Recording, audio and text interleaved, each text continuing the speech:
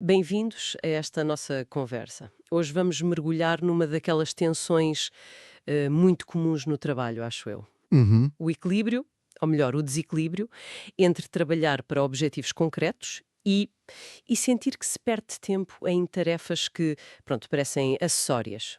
É um ponto crítico em tantas organizações, não é? Aquela sensação de que o esforço não está a gerar valor real. Isso pode ser profundamente desmotivador. Exato. Sentir que se anda a correr sem sair do sítio. Precisamente. Mina a eficácia, motivação, tudo. E para nos guiar nesta análise, temos um artigo interessante, já tem uns aninhos, é de 2015, mas parece-me que continua muito atual. Uhum. Qual é o artigo? É do Edson Zogby e o título, olha, não podia ser mais direto: Trabalhar para resultados. Todo o resto não é gestão, é bajulação. Uau. Forte. Bajulação. Sim. A nossa ideia aqui é, portanto, explorar as ideias-chave do texto, a importância da clareza sobre o que esperam de nós e como lidar com as distrações, com o ruído que nos desvia dos tais resultados. Ok. Aliás, o artigo começa logo com duas perguntas Hum. que dão a que pensar. Sabe o que pretendem do seu trabalho com nitidez? Tem convicção do que precisa ser feito para atingir os objetivos da empresa em que trabalha? Perguntas essenciais, de facto. Muitas vezes é essa falta de nitidez que está na raiz do problema, da ineficiência, da frustração. Uhum. Se não há um destino claro, bem, qualquer caminho serve ou não serve, não é? Uhum. A energia dispersa-se. O artigo coloca essa clareza como a base de tudo, não só da produtividade, mas da motivação sustentada. Certo. Sem isso, o trabalho vira só um amontoado de tarefas soltas. Exato. Ok, vamos desembrulhar isto então. O Zogby fala num monte de coisas. Tarefas que aparecem e que não parecem acrescentar valor, que não contribuem para os resultados. De onde é que vem esse monte de coisas? Parece uma experiência universal, não? O autor aponta duas fontes principais. A primeira, e talvez isto surpreenda alguns, somos nós mesmos. Ah, sério? Como assim? Bem, se formos pouco pragmáticos, se tivermos tendência a complicar em vez de simplificar, acabamos por gerar parte desse monte de coisas. Criamos passos extra, burocracias desnecessárias. É interessante pensar nisso. Às vezes complicamos para parecer que estamos muito ocupados, talvez. Uma espécie de Autossabotagem de produtividade, sim. gera ruído, consome tempo precioso. Mas atenção, o artigo sublinha que, hoje em dia, na maioria das vezes, a fonte principal não somos nós. Então quem é? Vem de cima, dos superiores, o chefe direto, o chefe do chefe, o dono, acionistas, ou, como o Zogby diz com alguma graça, alguém com gosto duvidoso que influencie algum dos citados acima. Ah, ok. A pressão vem de quem manda, no fundo. Exato. Essa é a fonte mais comum identificada no texto. Pedidos, ordens que não parecem alinhados com a estratégia, com os objetivos. Isso é algo que se ouve muito, de facto, essa sensação de receber tarefas que, pronto, não fazem muito sentido no quadro geral. E a consequência que o artigo aponta é que, para evitar chatices, ou pior, para não arriscar o emprego, Uhum. muita gente acaba por fazer essas tarefas, mesmo sabendo que são inúteis, vá. E o Zogby usa aquela expressão fortíssima que já mencionaste. A da bajulação. Sim, diz que acabamos por bajular ao invés de justificar nossos salários com retornos sobre o que investem na gente. O impacto disto na motivação deve ser terrível. É devastador. A palavra vajular é mesmo forte, mas capta a essência da frustração, não é? A sensação de que o nosso esforço não cria valor, serve só para agradar, para cumprir ordens sem nexo. Sim, Isso corrói o propósito, a nossa sensação de competência. É sentir que estamos a trocar tempo valioso por nada. E aqui o artigo lança a questão-chave. Mas é assim tão difícil sair disto? E a resposta é, curiosa, sim e não. gosto dessa resposta. Sim e não. Explica lá isso. Vamos começar pelo sim. Porque é que pode ser complicado escapar desta dinâmica? O fascinante aqui é como ele analisa isto. A primeira razão para ser complicado está na própria pessoa. Se o profissional não tem clareza dos objetivos, se não consegue distinguir o que é importante do que é ruído, Uhum. ele próprio se torna parte do problema. Mistura tudo, não prioriza bem. No fundo, falta-lhe base para sequer questionar ou propor alternativas. Não consegue, como se diz, separar o trigo do joio. Percebo. Ou seja, a clareza sobre o próprio papel é o primeiro passo. Sem isso, nem se vê o problema. Mas e a segunda razão para ser complicado? Essa deve vir de fora, não? Sim, a segunda razão é externa. Tem a ver com os superiores. O artigo é muito direto aqui.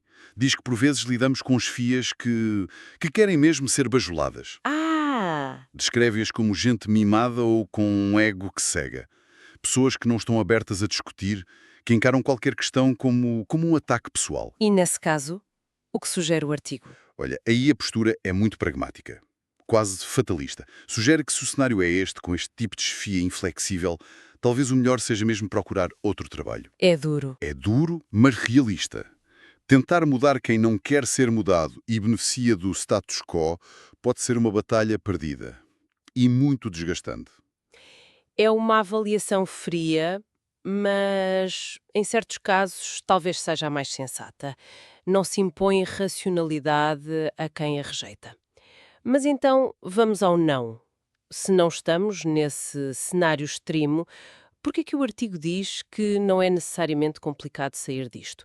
Como é que se pode tentar mudar a situação? Aqui é onde fica mesmo interessante. Bem, a estratégia central que o artigo propõe é a argumentação focada nos resultados. Ok, argumentar. Mas como? A ideia não é confrontar de forma agressiva, percebe? É apresentar com calma, de forma estruturada, argumentos racionais. Mostrar como certas tarefas ou pedidos não ajudam ou até atrapalham a chegar aos objetivos definidos. Uhum. É quase como É um convite à racionalidade da gestão. Questionar as escolhas à luz dos resultados. De forma construtiva, claro. Tipo, como é que isto nos ajuda a chegar onde combinámos ir? Gosto dessa abordagem de chamar à racionalidade. Não é um ataque, é um realinhamento com o propósito. Em vez de dizer isto é estúpido, perguntar isto serve o nosso objetivo. Mas imagino que mesmo assim haja resistência. Sem dúvida, claro que sim. O artigo antecipa isso. Ninguém gosta de sentir que as suas decisões estão a ser questionadas, mesmo que seja de forma construtiva. É normal haver reações emocionais. E como lidar com isso? O texto chama-lhes remendos. Justificações mais emocionais, tentativas de defender a decisão, talvez irritação. A sugestão é estar preparado para isto, compreender que faz parte e saber gerir. Hum, O artigo argumenta que estes remendos emocionais costumam ser temporários ou perdem força se a nossa argumentação lógica for consistente. Se formos persistentes, o foco nos resultados acaba por prevalecer. É quase como uma negociação delicada, não é? Usar a lógica, mas também ter inteligência emocional para lidar com a reação do outro lado. Precisamente. É uma dança. E o resultado final, se a estratégia funcionar, é descrito como muito positivo. O artigo diz que, ao conseguir focar a conversa e as ações nos resultados, começa a ganhar respeito. Respeito. Sim, respeito. Não pela subserviência, mas pela competência, pela capacidade de agregar valor real. E o texto diz que este respeito conquistado é muitas vezes mais motivador do que dinheiro. Isso é poderoso. Se ligarmos isto ao panorama geral, estamos a falar de transformar a relação de trabalho, baseá-la na entrega de valor, na colaboração inteligente e não na simples execução de ordens. Constrói-se capital profissional. Isso toca num ponto essencial da satisfação no trabalho, não é? Sentir que a nossa competência é vista, que estamos a contribuir para algo, mas o próprio artigo admite que isto pode levar tempo. Mudar uma dinâmica, construir respeito, não acontece de um dia para o outro. Pois não? O que fazer durante esse tempo, enquanto se tenta aplicar esta estratégia? O texto dá conselhos práticos para essa fase, que exige paciência, resiliência. Primeiro, continuar se houver sinais de progresso, mesmo que pequenos. Se sentirmos que estamos a avançar, vale a pena persistir. Ok. Segundo, usar o bom senso. O artigo usa esta expressão. Significa avaliar cada situação. Nem todas as tarefas inúteis valem uma batalha. É preciso escolher onde focar a energia, dosar a pressão. É o tal ler a sala, não é? Perceber quando e como intervir. Não fazer uma guerra de tudo, mas focar no que é mais relevante ou onde há mais hipótese de mudar algo. Exatamente. E há um terceiro ponto que o artigo considera absolutamente central e que levanta uma questão importante sobre como mostramos o nosso valor. Qual é? Medir e divulgar os resultados do trabalho que está focado nos objetivos. Ah, interessante. Medir e divulgar. Por que é que isso é tão importante? Não basta fazer bem o trabalho que interessa. Parece que não. Segundo o artigo, medir e, sobretudo, divulgar ativamente os resultados é crucial por duas razões. Primeiro, gera credibilidade. Uhum. Quando podemos mostrar com dados, com exemplos, que a nossa abordagem focada em resultados funciona e traz benefícios concretos, a nossa argumentação ganha outro peso. Deixa de ser opinião, passa a ser facto. Certo. Torna-se mais difícil de ignorar. Exato. E segundo, e esta é a parte mais, digamos, defensiva da estratégia, medir e comunicar os sucessos protege contra o que o texto chama de emboscadas. Emboscadas? Que termo? O que quer dizer com isso? É uma metáfora, claro. Descreve aquelas situações em que, ao primeiro erro ou dificuldade que são normais, acontecem aqueles que resistem à mudança, que preferem a tal dinâmica de bajulação. Aproveitam a oportunidade. Precisamente. Aproveitam para atacar.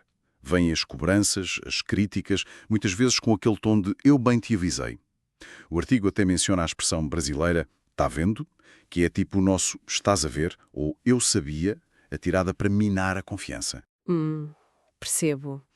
O texto alerta que as pessoas que ele descreve como viciadas em bajulação podem ser imparáveis a procurar falhas para desacreditar quem tenta focar no que importa. Portanto, medir e comunicar os resultados positivos é construir um histórico. Uma base sólida. Exatamente. Uma base que neutraliza estas emboscadas, mostrando que, apesar de precalços, a direção está certa e é benéfica. Tira a subjetividade da equação. Faz todo o sentido. É como construir uma muralha de evidências que apoia a nossa abordagem e nos defende de ataques baseados em opiniões ou resistências. Criar um lastro de credibilidade. O artigo termina com uma nota de realismo que achei interessante. Sim, Reconhece que o mundo dos negócios não é perfeito, que as empresas são feitas de pessoas com as suas complexidades, egos, emoções. Mas argumenta que é neste contexto imperfeito que a nossa colaboração, esta tentativa de trazer foco e racionalidade, se torna ainda mais valiosa. E conclui com uma frase que me marcou: é assim que fazemos história dentro de uma empresa. é uma bela conclusão. Gosto dessa ideia, que apesar dos obstáculos, é esta luta pelo foco e pelos resultados que deixa uma marca positiva, que constrói valor. Sim, eleva a importância do nosso esforço. Não é procurar um local de trabalho perfeito, que não existe. É assumir a responsabilidade de ajudar a torná-lo melhor, mais racional, mais focado, mesmo com todas as resistências e complexidades. É um apelo à ação construtiva no mundo real. Então, resumindo isto tudo, se tivéssemos que tirar a mensagem principal deste artigo do Zogby, qual dirias que é? Diria que a ideia central é que a clareza de objetivos e o foco nas ações que geram resultados são vitais, absolutamente vitais. E não só para a empresa, certo? Não de todo. É fundamental para o nosso próprio respeito profissional, para a nossa motivação, para sentirmos que o nosso trabalho tem um propósito real, o impacto. Concordo. O artigo, apesar de ser de 2015, continua a tocar num nervo muito sensível do mundo do trabalho atual. Sem dúvida. Identifica um desafio comum, a pressão para fazer coisas sem valor aparente, e oferece uma estratégia muito concreta. Usar a argumentação racional, apoiar isso com medição e comunicação de resultados. E ter paciência, persistência. Exato. E desenvolver a inteligência emocional para navegar as reações humanas.